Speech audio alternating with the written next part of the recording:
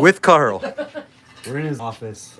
Eric's here. We just got done riding, and I told everyone I was gonna do a live tonight where I was at, and now it's tomorrow. Is it 2 o'clock in the morning? It's something like that. It's Eric's birthday! Oh yeah, we're doing a birthday stream for Eric. This isn't about BMX at all. 23 today. Sick. 23, yeah. So there's nobody in here. 23. But honestly, Nice, wouldn't it? I knew we were. I wish I was 23 again. I knew we were going to talk about bikes, and I just wanted to put this on while we talk about bikes, so we can literally just continue our conversation. Yeah. We'll just talk about bikes. I'm gonna turn that volume down on that. There we go. Okay. Oh, I should have flipped it so we could see any chats. 1:30 a.m. club. There we go. Oh yeah, everybody likes going live at 1:30. Hey, and now you can see us all. That works. Can I show these? You don't have to say what happened. I just want to show what You can show. There's old school stuff everywhere in here. Look at these forks. These are for a BMX bike. Yeah. This is the kind of That's stuff. a prototype. We're releasing those next year. Wait a minute. No, they're mid school. They're not for sale. Can I hold them up to a bike? Yeah, put them up there. That probably look as goofy as the frames we make. So. No, but for real. We should do that. There we go. It'd be perfect. Look at this, guys. It's like it's the 2021 Nowhere. It's a 2021 Nowhere Trials bike. I was gonna see if Danny McCaskill wanted to ride them. Let's be honest though. What is the point of those? Like, what was the goal when they were making those? I don't know. I mean, I mean, looks is one thing. Strength. I mean, you're bringing in the motocross factor, you know. Yeah, no bar springs. Motocross. Well, if you're racing, you're not typically worried about bar spinning. Oh, it's for racing. Yeah, I was going to say it wasn't designed. Yeah, it's a race fork. I wouldn't know that. Yeah. Dang. Oh, there's a cat joining the chat. Yeah, that's our dumpster cat. She showed up in the dumpster a month ago. She's so sweet. Brant's looking around because there's stuff everywhere in the office. Literally, there's so much to look at, and I'm trying to find something to talk about. This is like a BMX heaven in here. I just really want to is. sit in here all day long and look at everything. Here, I'll just point around here. Like, there's a whole bike pretty much up there. The old showpiece bike. Is that what that is? It's the display bike. When we first released the Nowhere frame, we took that bike to Grand's to show everybody. A whole wall of frames. It's a beautiful bike. In Auburn. There's a weight bench. Some handlebars. These bars are for sale. Right there. What's up, Austin? The weight bench I don't actually use. I just want to look cool. Like if people come down, I'm like, yeah, I lift, but I don't actually lift. You even lift, bro. Yeah. So where were we at with our conversation? Earlier we talked a lot about Nebraska legends that didn't know they were legends. Yeah, we were talking about Tony Hillhouse.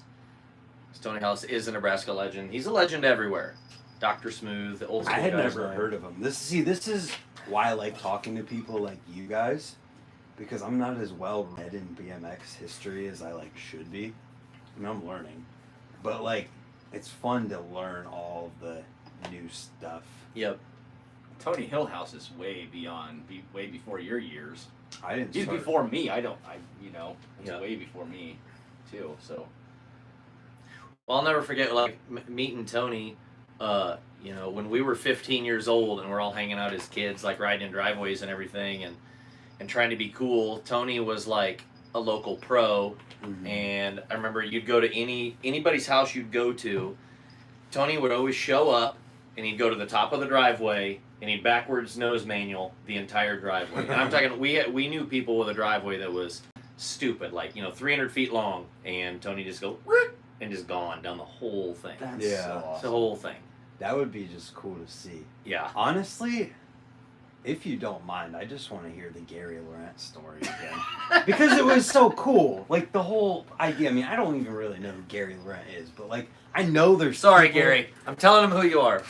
There's so many people that be whoa, to that story just because of how cool it was. Well, and if you think about it, every generation or every few years, everybody has the people they know. There's the well-known BMXers in each generation. Yeah. And Gary was one, back then, and to so many of us, Gary is still that well-known guy. When is back then, first of all? Gary was big in the 80s, the 90s. Okay. Gary's still big now to a ton of us. Like, Yeah. I think he was 51 when he just backflipped Bob's backyard mega, and pretty sure he's the oldest guy to backflip that on a.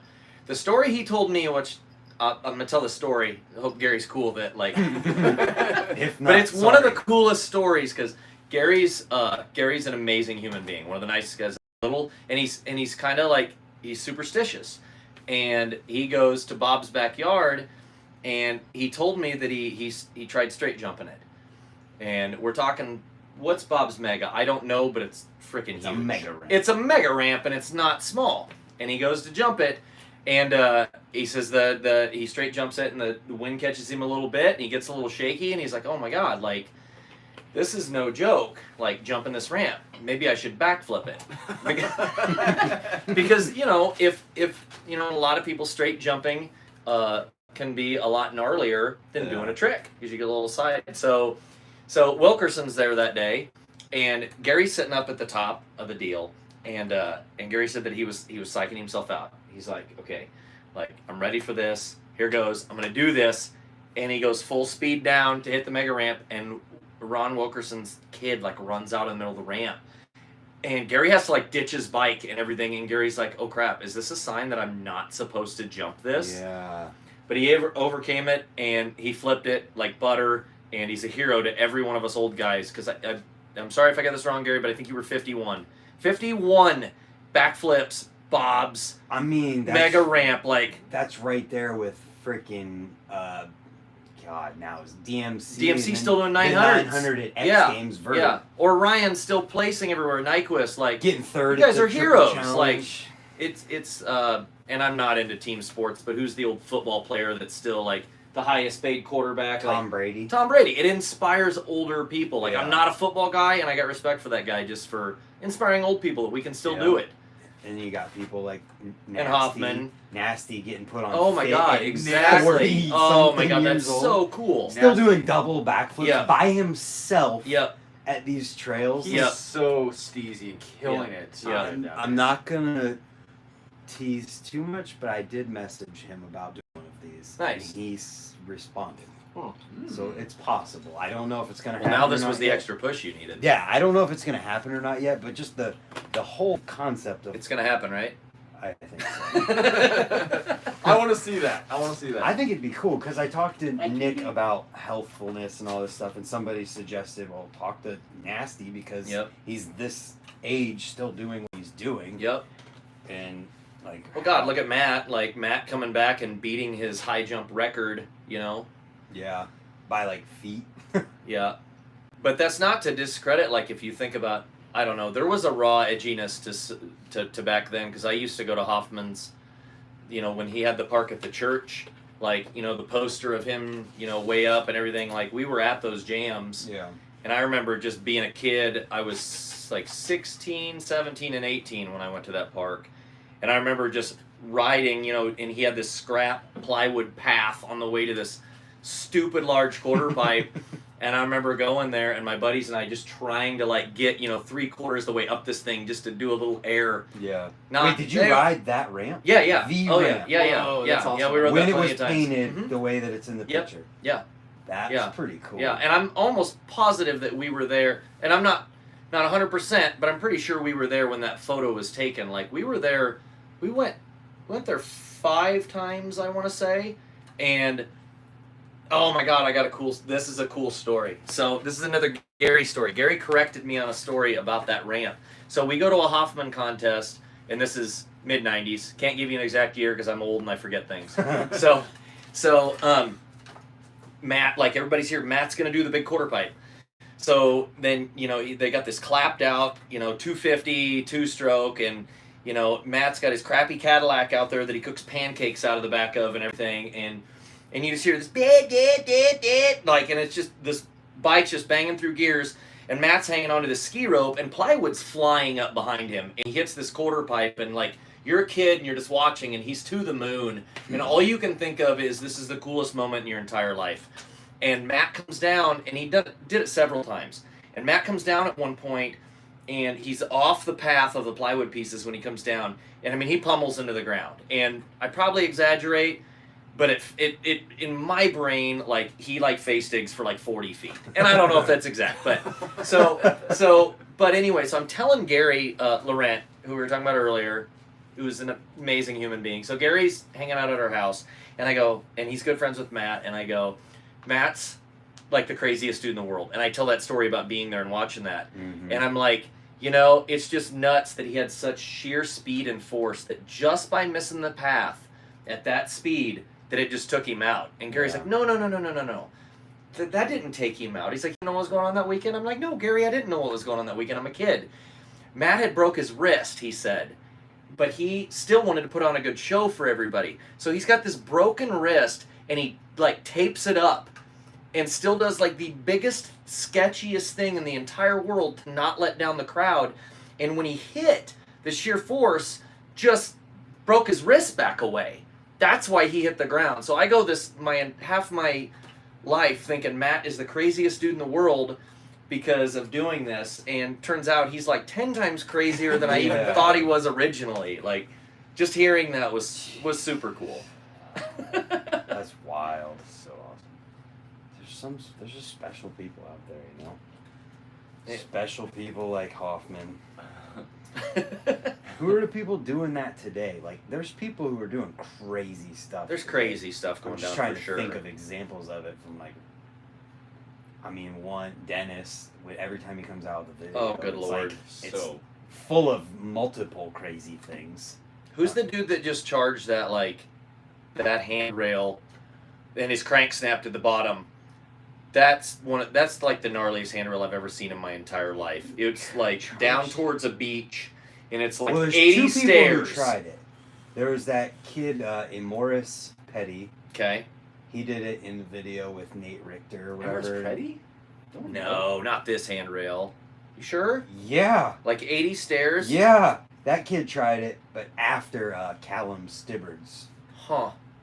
Callum was welcomed to Cult. I think that was like the video. Yeah, I thought it was a Cult video. The yeah, video that's of the him one. Trying it was like his welcome to Cult or something like that, and then just recently, Nate Richter put out the video where Morris was trying it, and they had like it was like a really long time frame the video was filmed in because he only could get one try at the rail each time he went to it, and every time he jumped onto it, and then something happened. Like at one point his bike was stolen, he built a new bike and then went there and tried it, but I think he got hurt doing something else, and then they like capped the rail like to make it get completely impossible to do it.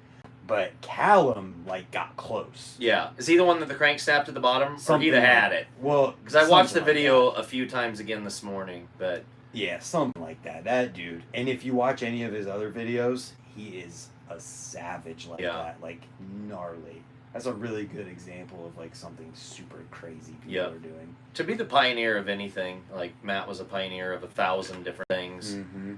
It's where I remember like an old ad, and it was like, hi, like the ad was in, I don't remember what magazine it was like, hi, my name's Mat Hoffman, and I'm 14 years old, and I do 10-foot airs or something, like, and these are the things that are in my brain, you know, from remembering this kid just skyrocketing this giant vert ramp, like, and the bike was probably 36 pounds. Wild. Dude, I just learned about Keith out of Woodward, Big Keith, who rides with Jamie Bestwick. Went there not knowing that he was the guy who invented the front flip flare, but he invented it on a vert ramp. Like, I had no idea. All I had ever seen from him was just front brake tech tricks and like on the tranny pyramid in Woodward, and then they say that, and I'm like, what? This dude did this on a vert ramp? It was just crazy. Yeah. Like all the flip trips back in the day were nuts. Like you see Rick Thorne posting all these throwback flips, you know, lately on a 40-pound bike, you know, on a sketchy ramp, and here he is hucking a fakey backflip on a 9-foot vert ramp or something. Like, it was full on commitment. It wasn't like just flipping a box nowadays. Like, them flipping vert quarters back then were I ridiculous. feel like you almost would have more motivation back then too, because like at that point in time, you're being a pioneer. You're like, Yeah. I want to do this. Yeah. Like I want to be the guy. Now today, kid be like, well, why am I gonna go and kill myself doing that? I don't know. I feel like that's almost happened a lot nowadays with like with Nitro and with like R. Willie and everything. I think people are like addicted to this world's first thing. So I think a lot of kids are trying to come up with anything they can claim.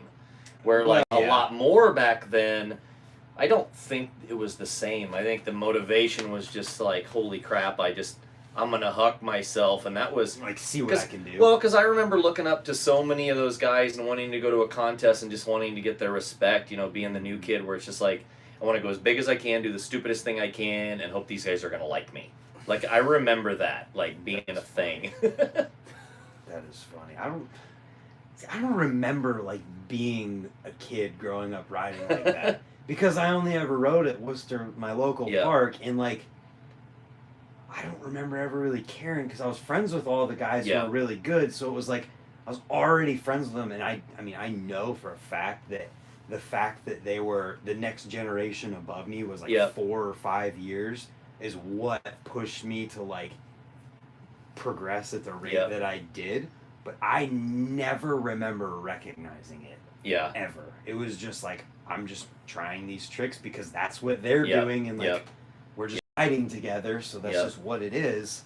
So I don't ever remember having that. Oh, see, it was so much different because I remember being 14, moving to Lincoln from Ashland, from living on a river and only seeing the movie Rad. That was my exposure to freestyle at all. Yeah, was seeing Crew Jones 360 out of a pool and thinking that was the coolest thing in the world. So then I moved to Lincoln, Nebraska, and I go to junior high, and it turns out there's these couple guys, Ty Kurth and Greg Joyce, and they're freestylers.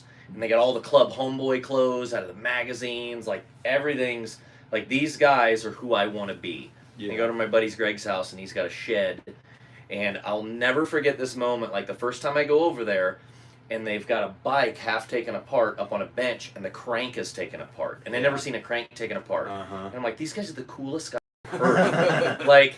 And we go to this set of railroad tracks, and Greg does like a 180. Yeah. And I'd only just seen that stuff in videos, and I'd just ride around our lake community place just jumping straight and doing a little turn bar, because that's all I knew. And I'm like, holy crap, like he 180'd.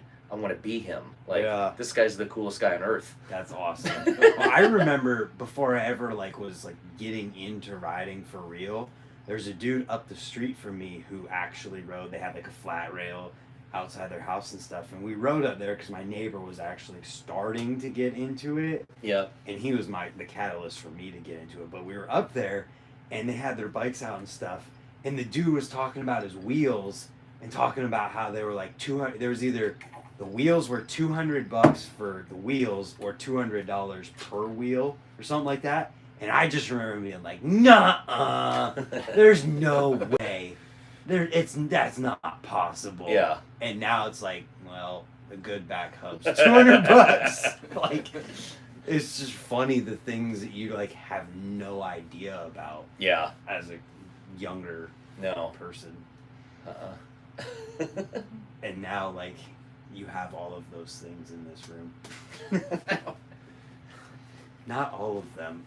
Is there something cool we could grab to just talk about? Oh, I'm sure there's what's something funny or cool or just whatever that we could sit here and get the bomb jab about what that helmet's cool right there. What about it? Behind Which Eric's one? head. The white one? That's one of Rule Erickson's helmets. When I got to do a show, we did a show with him. You're gonna hate me when I say I have no idea. Oh God!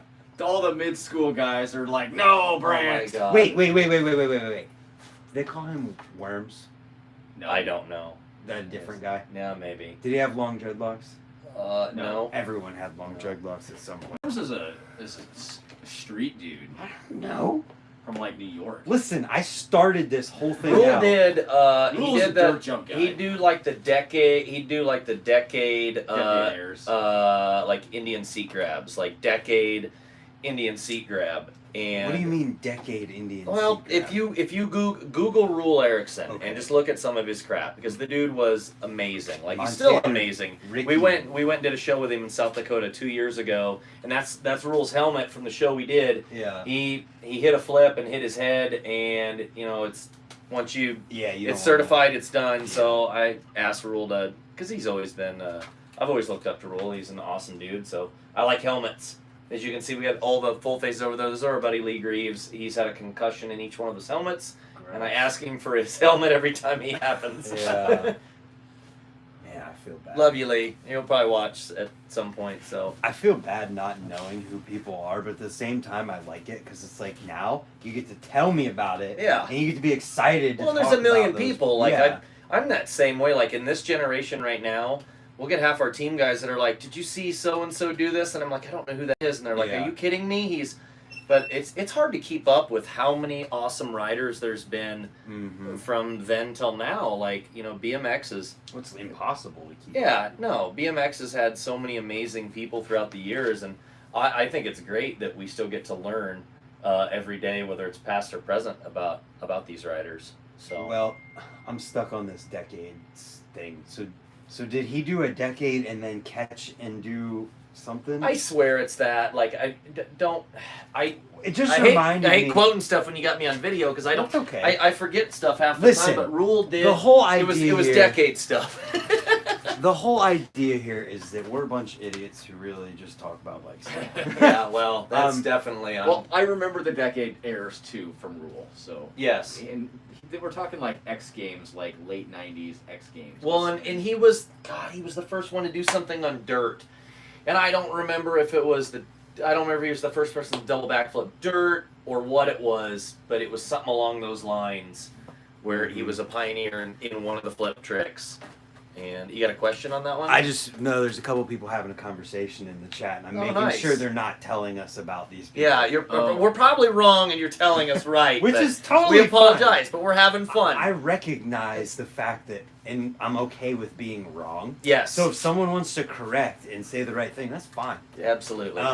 But when you're talking about that, We're only giving accolades to all these awesome riders. That's the only thing we're Right. trying to do. What amazing people. it reminded me of is a couple times ago when I was at Ray's, Brian Strebe was there. Yes. And he was talking about his brother Adam Mhm. and the tricks that he used to do. Yep. And I was like, no way. To like a bunch of these tricks. Oh I'm god, like, his brother invented half the jump tricks I can think of. well, that was the thing. I didn't know about him, and he's talking all this stuff, and like, you know how when you're hearing somebody talk and you like don't believe it, you're Yeah, like, no. there's no. And Brian's so animated. He's a fun guy to be Brian around. Strebe rules. yeah, and yeah.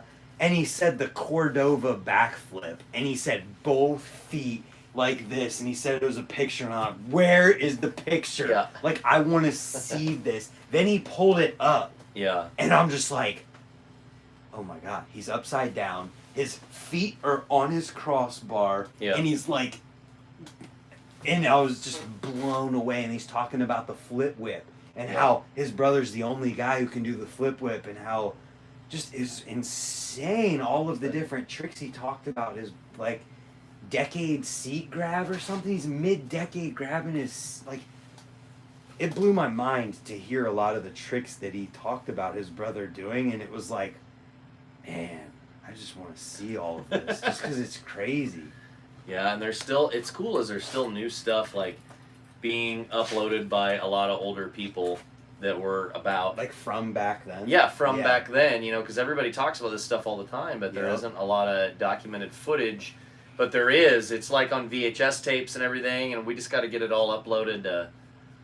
I did one of these with early 2000s BMX.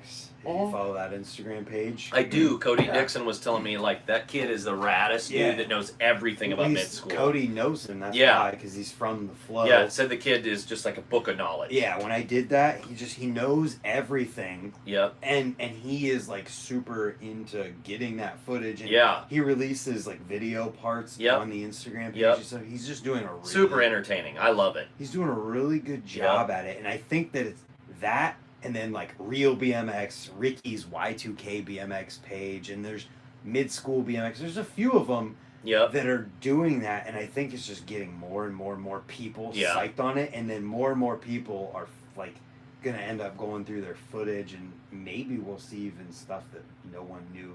Oh, absolutely. You know, how cool would that be? Yeah, like that'd be super to rad. find out of some trick that someone did 30 years ago that no one's ever done since, and there's a video. Oh my god! Sounds like half the things Bob Meader did. Dude, except there's video of it all. It's hard to find a lot of stuff though, because Bob never like filmed sections or everything or anything like that. But like you go one, like you know, and Bob took a bad spill, and Bob's back shredding again. But like right prior to that, like just one session with Bob, and you don't even want to ride because you just sit there and go, hold on, wait a minute, what? Because you know he'd go up and he'd go, let's just hand plant double bar. Let's hand plant double bar the other direction. You're like, Bob, people don't do these things. Calm down. Like, he sent me a video of doing a cannonball double bar. A straight double bar cannonball up a step up somewhere in Ohio. That doesn't make any sense. Like, it was probably Ohio Dreams. It might have been. I don't know. But I remember that time period, and dude, the stuff that dude did, like, I think it still doesn't get the recognition it deserves. And obviously there's the stories, whatever about the stories. Those don't matter, because that dude did stuff that no one else has done or still till ever today will that I do. know of a lot of the stuff. Flare, suicides. Yeah. The way he would do a freaking cliffhanger air out. Yep.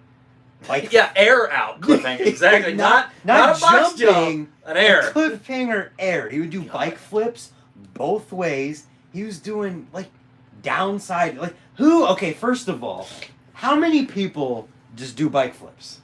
Let's think about this one. Mason did one the other day. Mason added himself to a pretty short list. A short list. Yeah. So Morgan Wade's an obvious one that comes to mind. But like, how many people do bike flips in general? Then you've got Bob talking about downside bike flips. Yeah. Because he's doing opposite air bike, like uncomprehendable tricks that like he's just doing because he's at Changa literally all the time, and he can just do it whenever. And that dude single-handedly progressed stuff, and like nobody knows. Yeah. It's crazy. I'm telling you. There's a lot of those guys though. There was this guy, I don't know if you ever heard of him, but he was a friend of ours from Minnesota named AJ Haynes. AJ rode with Dustin Grice a lot, and AJ could bike flip almost anything. Like I remember him bike flipping spines at Woodward and stuff like that. And AJ just, he went from just dominating BMX to being a good family man and stuff like that, and just kind of put the career to the side. But people have no idea this dude was one of the best. Like on the way, AJ was just stupid good at that. How wild is that? Like, to think like that happens all the time. I think. Well, you can't take away anything from the people who are in the light. No. But at the same time, there's so many people who deserve deserved whatever the time period is because it's in the past.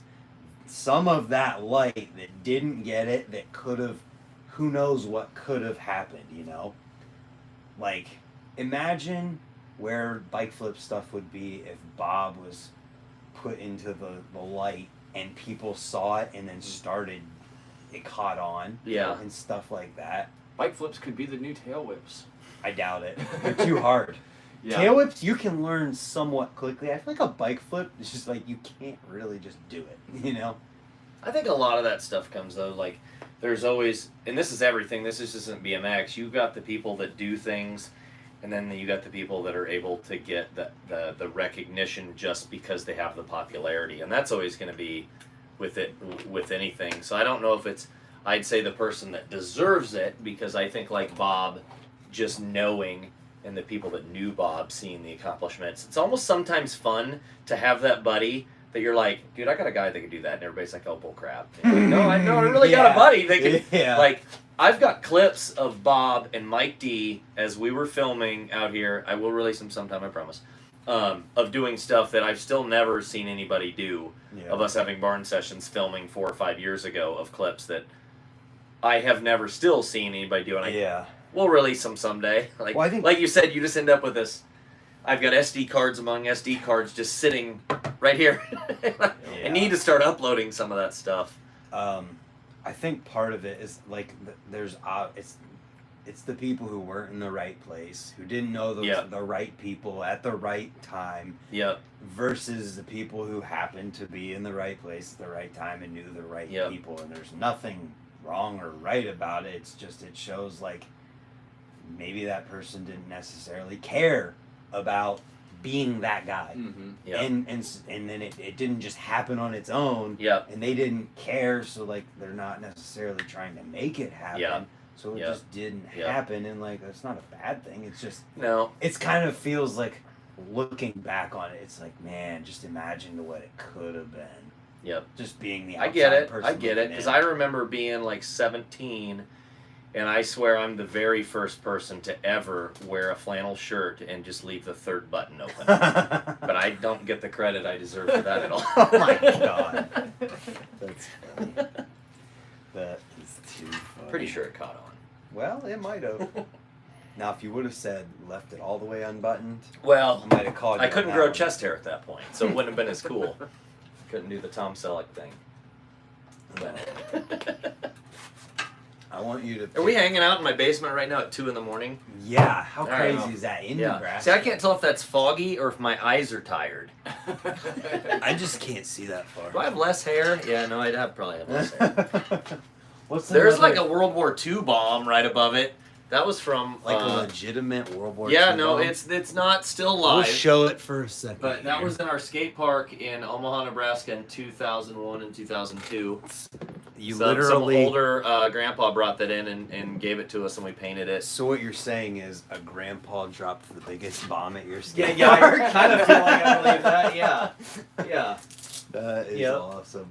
I Yep. just like I love like. And I've got like 5 boxes full of stuff that I could fill the walls of a room 10 times this big right now. Well, I'm gonna tell you that I brought something. He knows. I showed him. I brought something that we're gonna do a video with. Oh, okay, at some cool. point. Yeah. that you're gonna be psyched. on. Nice, nice. I like Yeah. being psyched. Yeah, you're gonna love It's it. fun. Oh, what else can we talk about in here? Just because it's cool.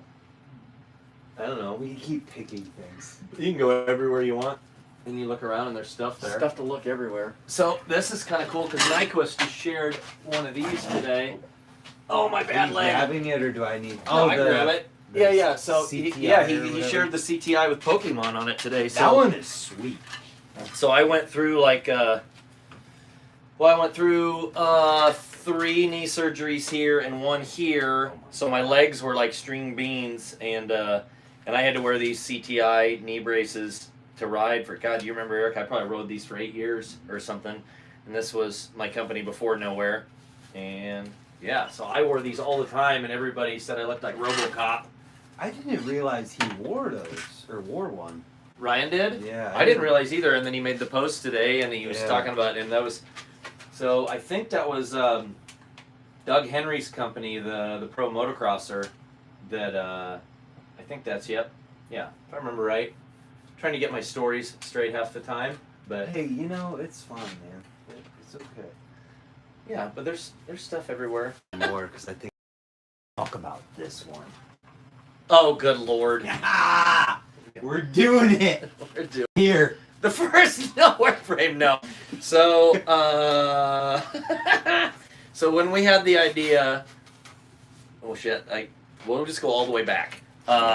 So Bob Meade and Mike Danello stopped at the compound when they were traveling with the circus, and we were talking about bike frames and why they rode what they did at the time and geometry and everything, and I was still riding my 21-inch top tube, like 14 and a quarter rear end, like riding the same 180 millimeter cranks, everything. My bike was the way I've been riding it since 1982 or whatever, and I asked them why they were riding what they were riding, and then we offered Mike Danello, who rode for us, like a signature frame, and Bob's one of the smartest guys I've ever met when it comes to what everything does on a bike. Like, I feel like he was way ahead of the curve with responsive geometry. The guy was riding a flatland bike, half the time, doing tricks on ramp that nobody else could do, partly because he understood, some of that responsive geo.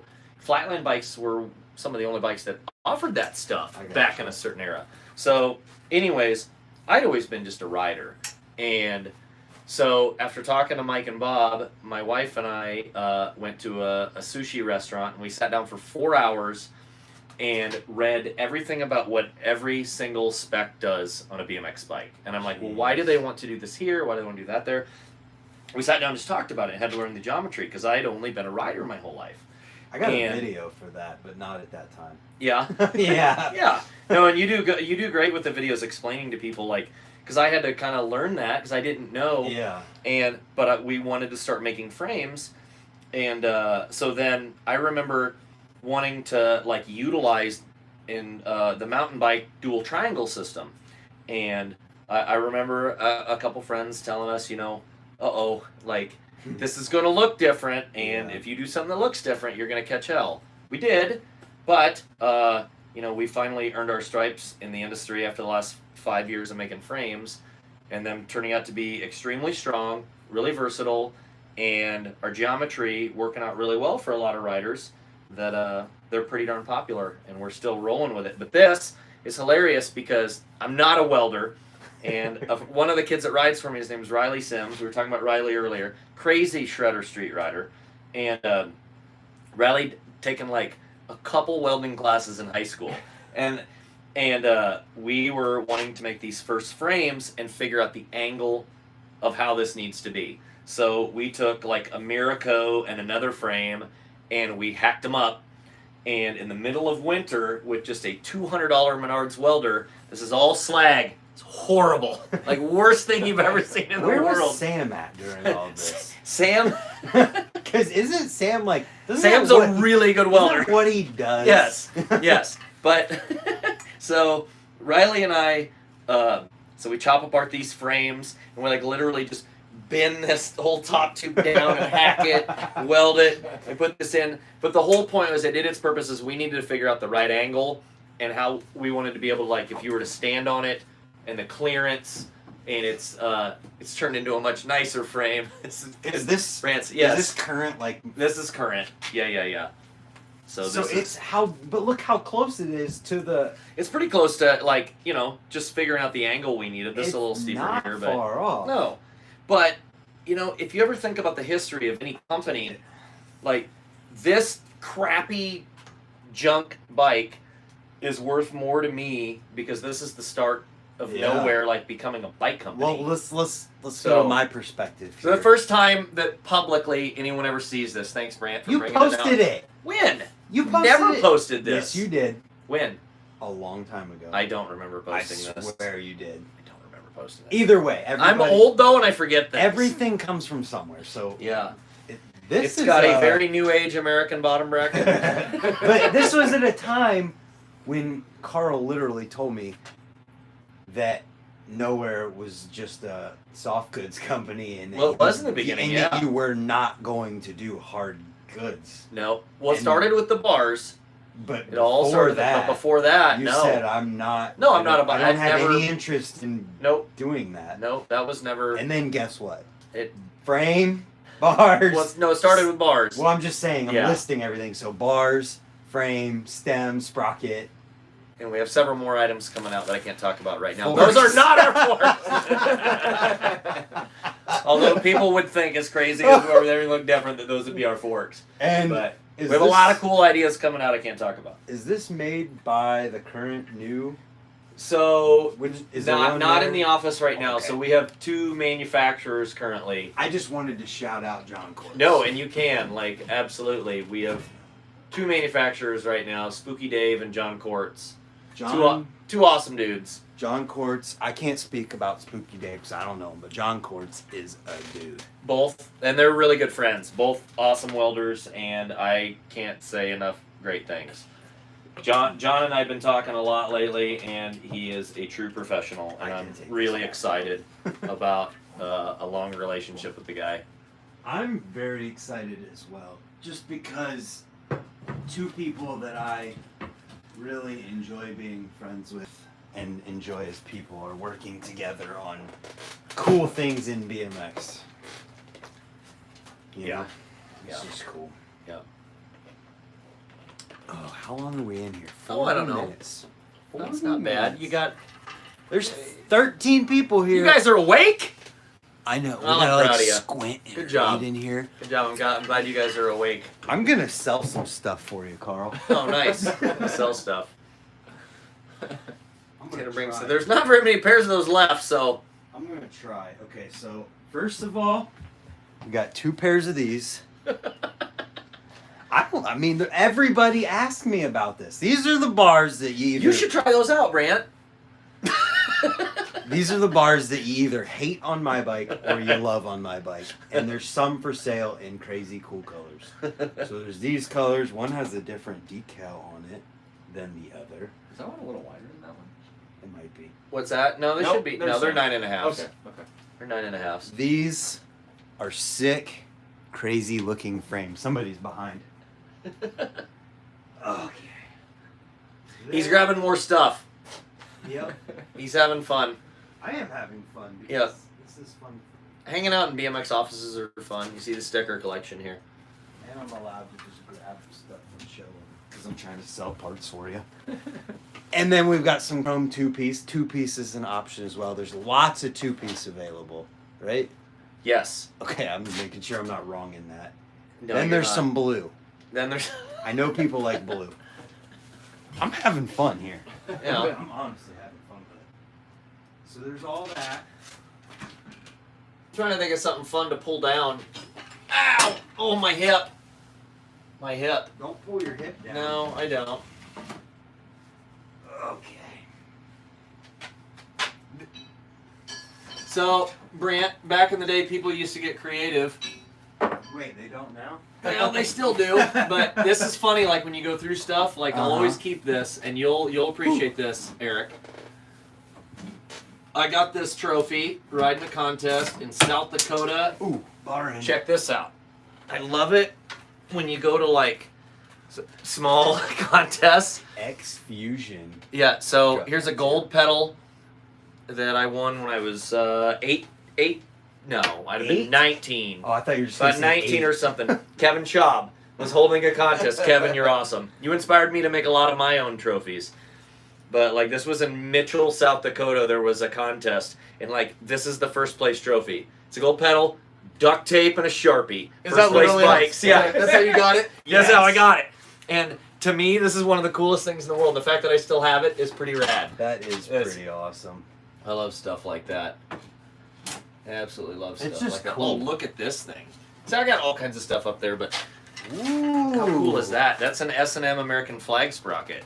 Look at that. Yeah. American made. That's the whole idea. I forgot. I'm a bad salesman. Yeah, we make our stuff in America, like S&M. We love S&M. Hell yeah, brother. I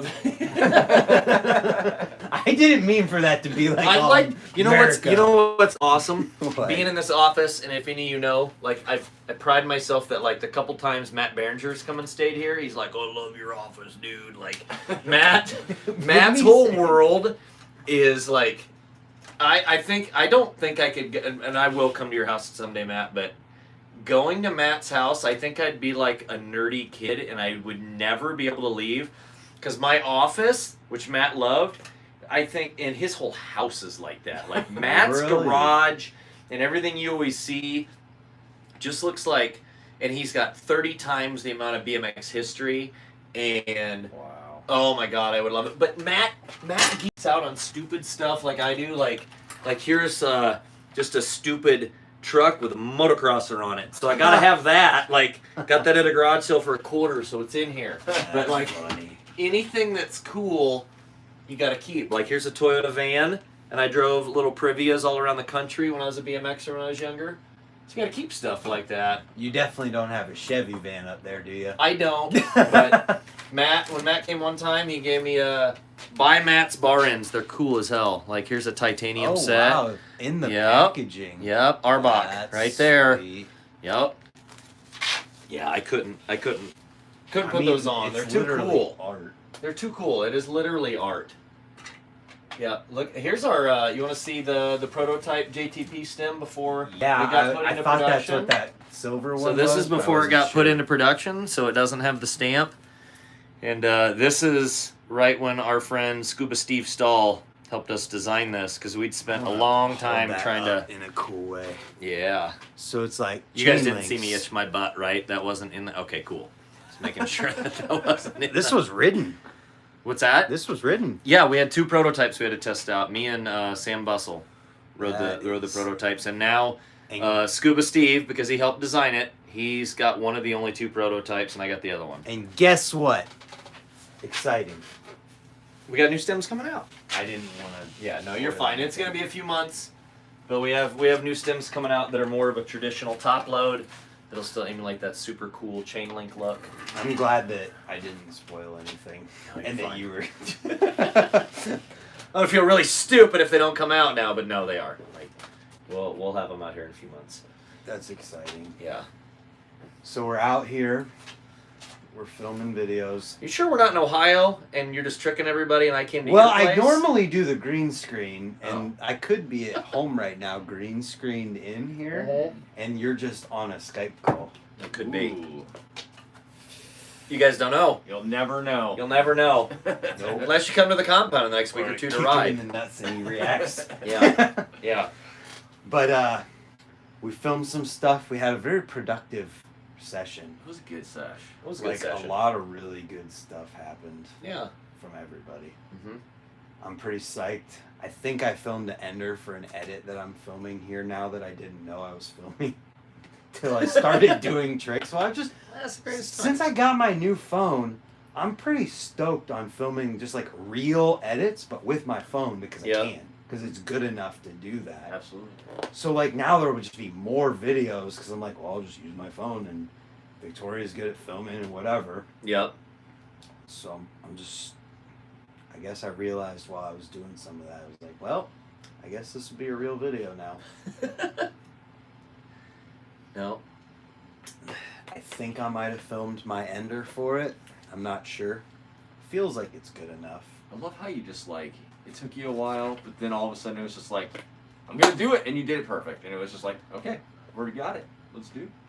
Yeah, that's how my brain kind of works, man. I feel like sometimes, genuinely, I like create struggle where it shouldn't be.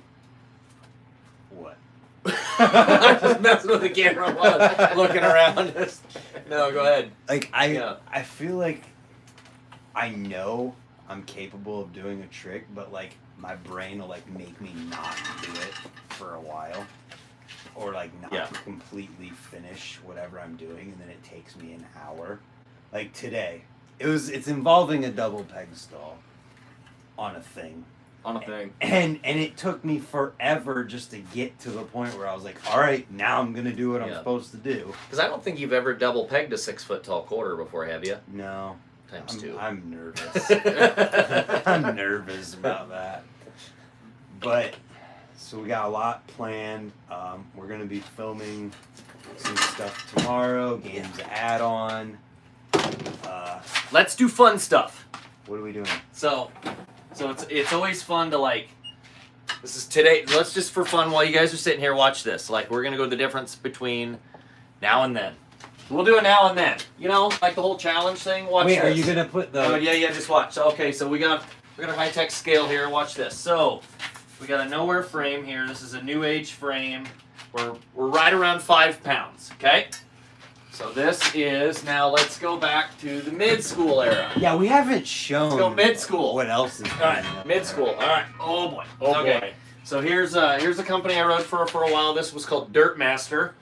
Okay. This was Dirt Master was a combination of GT and SE bikes. They collabed and made this company. Let's see where we're at. 7. Just almost 8 pounds. Almost. Okay. So here was this was my little bit of glory for just a little bit. This is actually the guy who helped us make these. This was my signature frame done by Jesse Vincent, who is now our powder coater nowadays for everything we do. I did not know. Amazing human being. He's done a lot for just over 8 pounds. Oh so my God. this thing's a tank, and there for a while, the heavier your bike, the cooler your bike. Was this before T1? About the same time. No, I think it was the same time. Okay, I was Yeah, just yeah. gonna say top tube through the seat tube. Yeah. It was- Yeah, I this was probably around the same time. Interesting. It's nice, 8 nice and pounds. light. What's that sticker on the bottom? I don't know. Somebody had it at some point, and I apologize. I don't know a lot about old politics, but Matt Conley. What do you maybe mean? I'll vote for you 20 years ago. I don't know. What do you mean you don't remember? I know. No, I remember being forced to learn some stuff in school that I didn't care about because I was That's just funny. looking through BMX Plus to see what parts I could drool over. Yeah, That was my life. that is But- rad. That's fun to do stuff though. And then here we'll give a shout out to this frame while people are talking. Oh, I know what this Yeah, thing this is this is the cherished frame. This was right when things started going light. Was the Jim Selensky frames. Whoa. Yeah. From where? So this one from Kink. Wow. And this was one of Eric and I's best friend, Jason McGinnis, who yeah. passed away. My son's named after him. Like, this was either his second or third to last frame, so I cherish this forever. But Jason Wow. he was one of the biggest heroes in Nebraska forever, and Yep. we lost him too early. But look at this. This was right when people started wearing skinny jeans. This is tight jeans are for girls. And now I wear tight jeans. So look at that. That's definition of ironic. That is funny. Oh, Jason, we miss you. Yep. My dear friend. Anything else down memory lane while you're Oh, I mean, there's standing? fun stuff everywhere. all over the walls. We literally. It's hard to pull stuff down, but That's okay. We literally went this entire thing without talking about Nowhere at all, other than the frame. oh, I that's just- fine. I kind of wanted to like It's all right. when we get to a point of starting to wrap it up, Oh. actually maybe mention that, maybe a little bit. Sure, sure. But I was just saying before that, if there's anything else we need to talk about. That's funny. Oh, I don't know. There's always. Let me see if there's any questions or any here. There's always weird stuff in the office. It's fun. Look at this. Like, everybody's got that history and that inspiration. I'll bring you down my inspiration. Okay. We're talking old school here. Check this out. What is that? This is my dad, motocross that's racer. awesome. Isn't that cool? Him and his That trophies back in, I don't know, I think before they invented the television. That's pretty awesome. That's cool stuff like that, though. That you gotta have somebody inspire you. Yeah. This was, I like this photo. I'll bring this down because this is. I love can't get this. to it. Do you want me to just Take the move? phone I to can the- move my phone to the Take the picture. phone to it. Carl, I can Sure? just go like yeah, this. yeah. Put it there. That dressing room one. Which one's the dressing room? one? Right there. The white- fakey white wall right in the walls? dressing room. I don't want to drop this bomb. Because I'd like to mention that trip because it's a funny trip and that's like how trips used to be. I'm so- tripped out by this no-foot can toothpick too. Oh, thank you. Anyway. I like that. So that fakey wall ride in that dressing room was taken with a disposable Walgreens camera when I got invited to go. So it was the first time I met Tim Oliver, and Tim's one of my best friends now. This story's kind of cool. So Kevin Schaub invites us to do this show thing in Wisconsin, Madison. So they bring in a 14-foot tall X Games vert ramp. And there's all these big bands playing and everything. And all I know is we're going to go do a show. That's all I know. So I buy this piece of crap Toyota van, fix it at the last minute. We load in 8 guys. Hi, kiddo. Do you have another blow-up mattress for sharing? Blow-up mattresses are under the stairs. Yes. So you guys know if you ever stay, blow-up mattress under the stairs. Which people stay all the time, so feel free to hit us up. Because as we'll allude to in a little bit, the Nowhere Compound's free, and we let everybody come and hang out with us. Doesn't matter what your skill level is, what you ride. We just want to help everybody. So back to a fun story. So we go to Wisconsin, and so I get there, and we go on a shoestring budget, nothing, because that's how the trips used to be, and like Used so, to. yeah. They still. Yeah, everything still BMX. still Sorry, is. sorry. So we go, and they've got this like, this is before I ever knew what an airbag was. I don't think airbags were really a thing. Yeah. So they have this ski ramp. Whoa. And you had to go up this like little tunnel and pull your bike up with a rope. And I remember arguing with the show manager because we get there and I didn't have brakes. And this was before people rode brakeless a lot. That was not a thing. Like I remember at the time, and there was no internet, so I can't tell you how many people were, but the only two people I knew of at all that rode brakeless were me and Gons. If you knew who Mark Gonzalez I am was. aware Yeah, of the Gons. Gons. So the only two guys I knew that rode brakeless at the time were me and Gons. And I'm sure there was a ton more, but there's no internet. That's all I remember.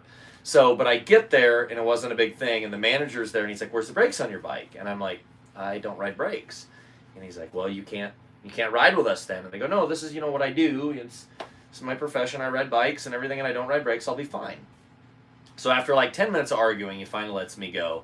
And it's funny because, as a young kid, you're like, no, this is what I do. Like, I don't know why you're even questioning me, like, blah, blah, blah. And then I remember climbing up this ladder and pulling up my bike and sitting on top of this thing, pissing my pants, going, I wish I had brakes. I wish I had brakes. I'm looking down this crazy skinny ski path because that's what it was. It was made for skiers to go down this thing and do shows, and us bikers were going to do this.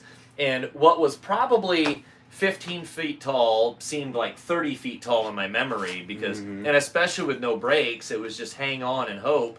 And I remember just hitting this thing, and you're just like whipping everywhere, and it's not even a trick you're even like gonna think about pulling, but the audience is cheering and everything, so you're just like make the bike do a bunch of crazy things and then just smash into this big air thing. And I thought it was so cool. And so what's funny about this story is this would have been I'd have been 20 years old and I'm 43, so do some math. 23 years ago, whatever that is. Late 90s. What's that? Late 90s. Late 90s. And appreciate that, Brand. No problem. So we're at this show, and my buddy that Kevin, I'm sorry, I'm gonna throw you under the bus just because it's good TV. And so we're like, what's crazy about back then is like they're like, you guys all have your own dressing rooms, and we go back. And each one of us riders had a dressing room, and that's where that came into play. Is I'm like, oh my god, I got a dressing room. Yeah. Like, so my buddy Ryan that came with me, I didn't take the camera, and I did that fakey wall ride for a quick photo, and that's the memory I have of that trip. But then we had this big, what's up, kiddo? How we both there, mattress? I'll be there in a minute, okay? So we go out, and there's this open room with kegs in it and everything. So like the people that hired us were like trying to like help us party or whatever, and which was pretty wild because I don't know nowadays you wouldn't give your I don't think so. No. So then maybe you would. Kevin, this is still a funny story, so I hope you're okay with it. Kevin decides just to go ahead and get naked and ride the vert ramp in the middle of the show. Cops come, like, this whole ordeal.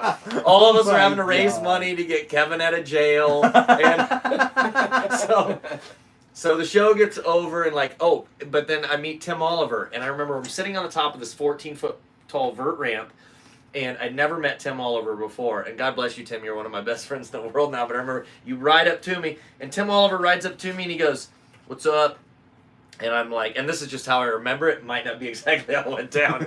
But I'm like, how's it going? And he's like, where's your brakes? And I'm like, I don't ride brakes. And he goes, and he had heard from one of the other riders that I was just down in Florida riding the X Trials. And he goes, you just went and tried out for the X Games and you don't ride brakes?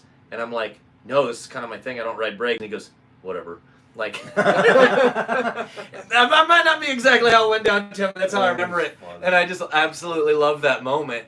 Because, and I understand it, like, that wasn't a big thing back then or whatever, but so we get done with the show, our van transmission locks up on the way home at 3 a.m, and we have to ride a scooter and 3 BMX bikes and leave one of our buddies in the van, and we ride through these Wisconsin mountains and find, like, a weird hotel, and we end up having to ditch the van, and this is so many bike trips back then, like, is ditch the van, broke.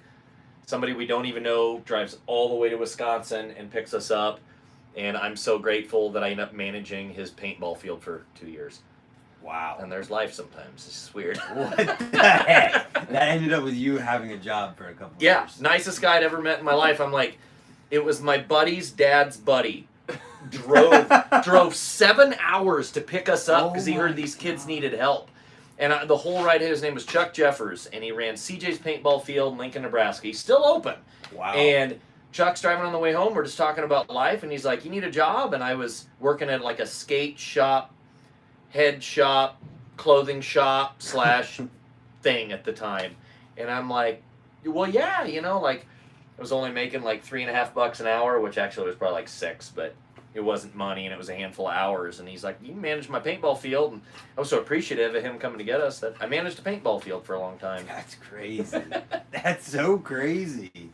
But the van braking, I'll never forget, like being like 2 a.m, being asked out, no vehicle, no money, because we also like some crap happened that because of everything that went down, we didn't get paid for the show, so we were going home penniless. Oh my And like, God. but those are the memories that are the greatest. Like, I remember I had this old school Peregrine 80s scooter I had with us, and my buddy's riding this, and we're riding our bikes, and we're 35, 40 miles an hour zipping down a mountain, you know, hoping there's a town. And we end up at a town at like 4 o'clock in the morning with no money again, and just having no idea what we were going to do. Jesus. And those are Christ. really cool times in your life. Life before cell phones. Holy cow. 'Cause Yeah, no cell phones. Yeah. I'd have to call my mom, 1-800-COLLECT. Today, you just pull up your phone and find the closest person you know Yeah. who lives out there. You'd look at the map, see where you need to go, like look up what you can do. Yeah. Oh my God. We never had any of that. We had some of the scariest times getting stranded on all these bike trips. That is crazy. But it's good memories. It was a lot of fun. I'm glad that it worked out. Feels like anxiety to me. Well, yeah. Now I, with all my kids, if I thought about them getting stranded, I'd be going nuts. But that back then, that's just kind of like how things were. I remember almost every bike trip I ever took back in the day, you would just hear from someone, "Hey," like I remember there was a skate park I hear that was in Bemos, Missouri. Wherever the heck that is. Like, I still don't even know nowadays. Yeah. So on a whim, 2 of my skater buddies and I go to Bemos, Missouri to ride this skate park. And we get there, and the ceilings are like 9 foot high. And they've got like a 4 foot half in there. So you literally can't even air out to tire tap. And there's ramps everywhere. Oh And my this gosh. 9 foot tall ceiling, like, it's a warehouse, but it feels like a basement because the Yeah. ceilings just aren't going Right. anywhere. And we get in there, and we're like looking around, and the owner was like the nicest guy we'd ever met. Ever. Well, we drive to Bemos, Missouri, and like, we just drive around the town until we find a skater. Yeah. And we're like, "Hey, there's a skate park here?" And he's like, "Yeah." And that's how you used to do trips. But I remember doing trips where you'd go, we went to a place in Minneapolis. My buddy and I drove there, middle of winter, no heat in our car, stole the towels from the hotel so we could jam them into all the slots of the van. And we're like scraping the inside of the window to see and everything, and then getting to Minneapolis. I think this place was called The Spot, I think. And we get there, and it was like, no bikes allowed. And we're like, "Dude, we are been freezing. I can't feel my toes. Like, can we just ride? Anything we can do?" And it's like, "No, man, sorry. Like, you're done." And then getting back in the car and just being like, "Well, screw it. We're going to the pit," and driving to Rockford. Oh my God. Like, I feel like I don't like when people make comparisons to today. I feel like people just don't want it as bad as that today. Like, you know what I mean? Like, No, I've heard what? kids that are like, "Man, I'd go, but that's like 2 hours away." And I'm Yeah. like, dude, I grew up in Lincoln, Nebraska, and I grew up in an era right after the 2 parks that were in Nebraska closed. It was Yeah. Fast Ramps in Lincoln, Eat Concrete in Omaha, and they were gone in my time period. So there was a half pipe in Grand Island, 100 miles away, a 4 foot half, or there was Rampage Skate Park in Iowa, 5.5 hours away. Yeah. And my dad was cool enough that he understood the sport because he was a motocross racer. He's like, "Take my Texaco gas card, don't screw around, and you go to Rampage once a month." And I did, religiously. I went to Rampage once a month and rode. Yeah. And that was 5.5 hours away, you know, and I would drive through the night or whatever I had to do after working my crappy pizza delivery job at Papa John's and drive to... It's just very clear that it was a different time back then. Like, obviously, I know people who make the trip to Rays once a month for like from 3 or 4 hours away. But just hearing all of that, it's like, I wouldn't even go through that now. Like, knowing where I'm at now with, like, I have a vehicle that has heat, like... I'm 43 and I'd still do it every day. That's what I'm saying. Don't care. BMX, like, oh God, just when you... But the thing is, like, if that's all you knew growing up then, like, Yeah. Eric grew up in Norfolk, Nebraska, and there wasn't a lot there, so, like, they There was built their own nothing. trails, they did Yeah. their stuff. Like, if you love the sport, you just make it your thing, and that's... Yeah. That's kind That's- of like honestly, all of that is like what brings us here today. Yeah.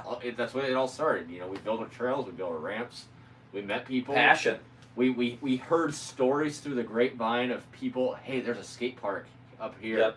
We would drive, you know, all day long to go to some bum place in the middle of nowhere and find a bike rider down the street and ask them, and Yep. that's how we got around and did stuff I like that. literally can't imagine just hearing that there's a skate Yeah. park somewhere and then like, all right, let's go. Oh God, we did it all the Without- time. All the time. Because of the internet, you just look it up. Yeah, there was no such thing as an internet, so we would have road maps in the glove box. I Yeah. remember one time, like, my buddy Ryan and I we were going to go to Changa 1 for a contest. Oh. And we're driving through the middle of the night. I remember being lost on a back road and getting, like, herded by, like, 40 deer. And we had to slow down, like, 15 miles an hour on a back road. And here's, like, 40 deer just... Well, you know you're in and we're Ohio. like, where are we? Like, We're in Ohio. and we go to Changa 1, and the contest was, I've never done this, the only time I've ever done this in my entire life, was so packed that I left.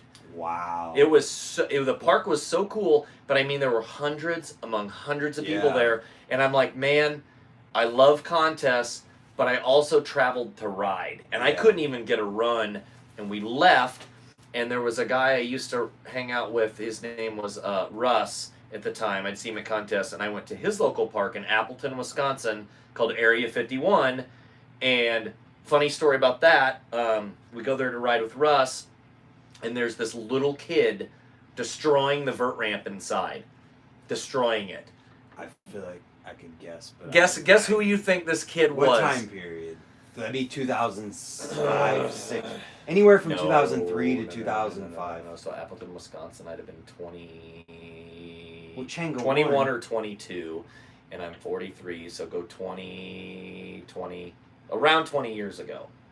So it'd be really early. Right around 2000s. 2000s. Right around 2000. I'm not sure exactly when Changa opened, but... So, but this was Area 51. But Oh you yeah, said you but went Changa to the 1. Yeah, Changa contest to there. yeah. Uh, So I didn't find out till later on who this was. little young kid Destroying the place. in Wisconsin. Big bar spins on the vert ramp, like, 20 and years ago. Do they still ride? they still destroy it. Okay. Wisconsin. Can you guys guess? Jeez, I don't know. I gotta think. He's responsible for one of the most badass outdoor street parks in the Midwest right now. Morgan Wade? No. Because he just built that one. He's from Texas. I don't know these things. I mean, I just didn't know if he'd be there. Timing wise, that sounded like it could have been right. Dude, I got nothing. Brian Kaczynski. I was thinking Brian Kaczynski. Wow. Damn it. How crazy. But you know, yeah, that's just the wild thing. And I didn't see Brian again until we went to this contest in Asylum like 8 years ago. Yeah. And I remember Brian walked in the door, and I love Brian. Like, I Yeah. followed his career. I think he's one of the raddest dudes in the world. And he came in, and I was like, Brian, like, you know, I introduced myself or whatever. I'm like, Brian, like, I don't know if you know me or not, but I'm just a big fan of what you do. And he's like, Karl, I know who you are. Like, you know, I remember meeting you, like, and he was like a 15, 16-year-old kid. And he remembered meeting me back then. Brian's just a Wow. down-to-earth, Yeah. nice guy, like, Just a real dude. just a real dude. And I just thought that was cool because I didn't put That's all that awesome. together that Brian was this little kid at Area 51 and up-and-comer. And you When- never would have if you didn't say it. No, it's Wow. it's wild. That also just is another example of somebody who is a modern day street rider at the top of BMX who Yeah. started shredding skate parks. Oh, yeah, absolutely. We had this conversation the other day, that's why. I Yeah. was- Well, if anybody know, like, we have the Mike D frame. You guys, nobody would ever know unless you knew Mike D. Mike D destroyed street before he was the Tech Park rider. Wow. Really? Yeah, I Mike's never knew got that. Mike's got old street footage, and he's a good street rider. I didn't know Actually, that. Mike's just good at anything he I was touches. gonna say, I feel like Yeah. when you're at a He's probably certain- good at like the little finger football deals you make too. I bet he makes it every time. I feel like when you get to a certain level of riding, you're just good at whatever Yeah. you do. Yeah, I've never been there, but I get you. Whatever. No, because I remember trying to flatland with my buddies, and then That is not the same. okay, flatlanding's Flatland hard, does by the not way. count in God. that.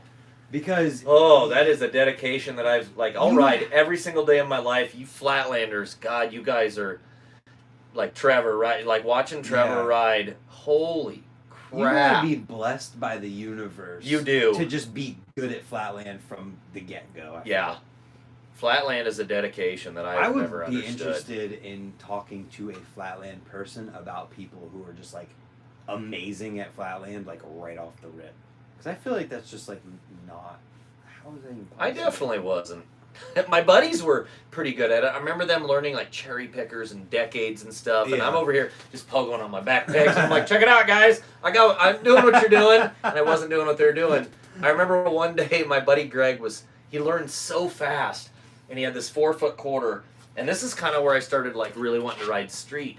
Is probably because I sucked at everything else. Like, and I was a racer at the time. And my buddy Greg had this like 4-foot quarter, and he learned a toothpick, and I'm still struggling to learn to double peg. And so I just go get in my car and I pull it up behind his ramp, and he's like, "What are you doing?" I go, "I'm gonna jump over my car," and he goes, "You're an idiot." Like, and I jumped over my car, and it felt horrible, and I did it, and he's like, "That was stupid," and I'm like, "Well, I did it." And that was kind of like the whole, and I was 16 at the time, and that was kind of like my whole like, well, I'm just gonna jump everything I can, and that was kind of like put me onto my street path back then. As I probably because I just sucked at learning and street takes all kinds of skills, so I'm not taking that away. But I think something attracted me to that adrenaline rush of just going for it, Well, you going for can- something huge, there's and a I big could difference jump. there. I just couldn't learn that. Like Yeah. that, take 1,000 times to learn a toothpick, like on a 40-pound Wilkerson. That's what he was on at the time. Like, holy crap! Yeah, there's a way big difference between putting in the time to learn something technical and just going out in the streets and sending something. Yeah, Because yeah. anybody, obviously, it takes skill to land it and pull yes, it off and do but it anybody well. can at least attempt to But send something. anybody, I mean, you could attempt to send a toothpick too, but at the same time, I That feel look like, is cool. yeah, I feel like you could get a lot closer to jumping down a big set of stairs Yeah, with less skill Yeah. than you could at just attempting a toothpick with Yeah. the same amount of skill. Yep. And if you huck a 10 or a 12 set of stairs and you crash and there's a pretty girl there on campus, you have a better chance of getting her number than screwing up a toothpick. You on found a something. wife. Like, exactly. There you go. Like, you're gonna get sympathy Is that as long how as you make it look good Is when that you how it crash. happened, Carl? No, no, it's not. But I used to do a lot of crashing as I was riding to get girls' phone numbers when I was younger, and it that's worked. funny. Yeah, they just weren't the one. That's Wife was the too one. funny. Well, What was that? 2.5 hours, 3 hours? no, we're like an hour and 15 in. Hey, so you increased viewers as you did it. That's a it win right went there. over That's 20 tough. for a minute. Yeah. I want to end on just give me the 5-minute Nowhere rundown. Which part? Whatever you How about the think. compound? The compound and what you're doing with the company. Oh Lord, Just in general. he's though. asking for too much. Like, well, you can do it. How about this? Like, this is, since it's a live feed, this is a good time. If you don't follow us, follow us. Nowhere BMX, Nowear. Follow us on Instagram, Facebook. We're in Nebraska. We're 20 minutes off the interstate. I-80, longest, straightest interstate in the entire United States, and we're smack dab in the middle of the country. Here's the thing: if anybody's watching this, that I want everybody to understand, we are not a place where you got to feel timid about getting a hold of us. Like, hey, I'm not a pro, I'm not that good. If you're on the road and you ride bikes, boards, blades, I don't care. Like, and you want to stop and ride someplace, we will make you guys feel like family. Like, stop, hang out. We're 100% free. We're year-round accessible. our goal and why we started Nowhere is we wanted to help kids and we wanted to help riders. Like, I think there needs to be more positivity in the world, and there needs to be a sense of community. So no matter who you are or what you ride or what your skill level, hit us up on your travels, stop by, camp out, ride a ramps with us, share a meal with us. Like, we are literally an American-based company that is solely focused on positivity and helping the sport and helping kids. That is literally it. So please follow us, please message us, and don't ever be scared to say, hey man, I want to ride with you guys, because every single guy we have that rides out here is super welcoming, and it's a blast. A lot of fun. I don't know what else to say. Yeah, that was just pretty a good. darn good time. That was pretty Yeah. good. I think I like that. Yeah. I'm just like, You might get to hang out with a guy like Eric just on a random whim. Yeah, he might take your photo. You never know who might be here just No. shredding. That's the cool thing. There's people that come shred all the time. Just Yep. random dudes from everywhere. Yep. One of the most, kind of ending it on that note, one of the proudest moments in my life with this company is when Gary Laurent, one of my heroes, we bought his stunt ramp, hydraulics, like this super cool thing that's been in like some big TV shows and everything. Like, we're getting a pretty famous cool ramp, and Gary delivers it, and he's like, hey, when I come, I'll stay for a few days. So Gary comes, he delivers the ramp, and him and his daughter stay here for, I think, 4 days. We have a lot of fun. We eat together, we ride together, and during that time he meets a lot of the locals. At the time, Joe Nix had stopped by on his travels to spend a day with us and stuff. And on the last night, we're having a little bonfire in our front driveway, and Gary starts to get kind of sappy, and he said, man, I'll tell you, this is something really special you have going on here. If I didn't have a life in Vegas, I would make a serious consideration in uprooting and moving to Nebraska. And being somebody that's lived in Nebraska my entire life, where I've always seen the scene as bigger and better on the coast, like they have all this stuff, and I said, Gary, that's crazy. You guys have all these cool parks and things to do in Vegas. And Gary goes, but you've built a really special community, and that's where it's at. Like, you can have parks and stuff, but it's that sense of community, the way everybody is supportive and they come together and everything. He said, this is super special, and just that meant a lot to me to hear that from somebody I look up to, and it really helped me focus to know that we were doing something good and on the right path. That was good. It's 3 o'clock in the morning. I'm falling asleep the more and more I sit here. So on that note, listen to the man and follow him. Subscribe here if you haven't, and I'm going to bed. Thanks for tuning in. Stay rad. Good night.